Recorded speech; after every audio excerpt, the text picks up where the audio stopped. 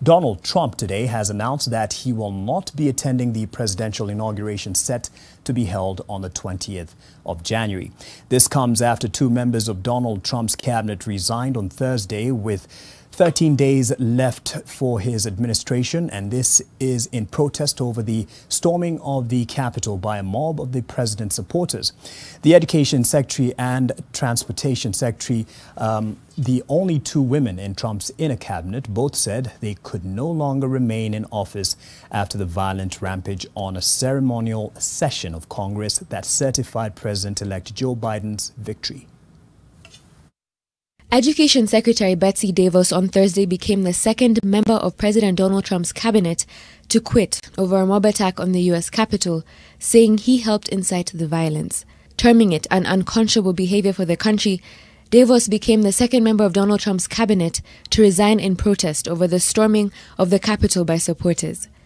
Several Democratic lawmakers dismissed her resignation as posturing rats leaving a sinking ship, as Jackie Speier, California congresswoman, said on Twitter.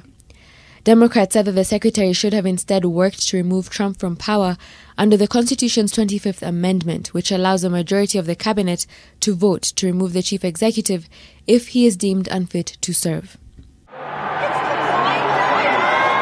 Former White House Chief of Staff Mick Mulvaney, who had predicted Trump would give up power graciously, said he was quitting his diplomatic position as U.S. envoy for Northern Ireland. Transportation Secretary Elaine Chao, who is married to Republican Senate Majority Leader Mitch McConnell, earlier said it was a traumatic and entirely avoidable event as supporters of the president stormed the Capitol building following a rally he addressed.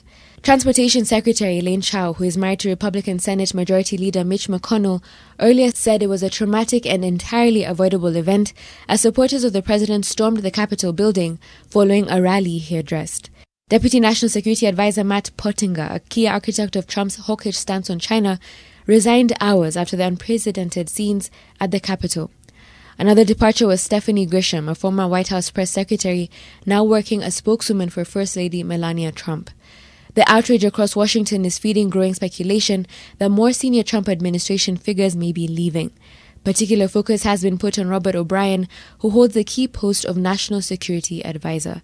O'Brien raised eyebrows during the siege of the Capitol by saying he had spoken with Pence and was proud to serve with him, not mentioning Trump. But Republican Senator Lindsey Graham, a heavyweight supporter of Trump during his tumultuous one-term presidency, begged top officials to stay put for the sake of stability.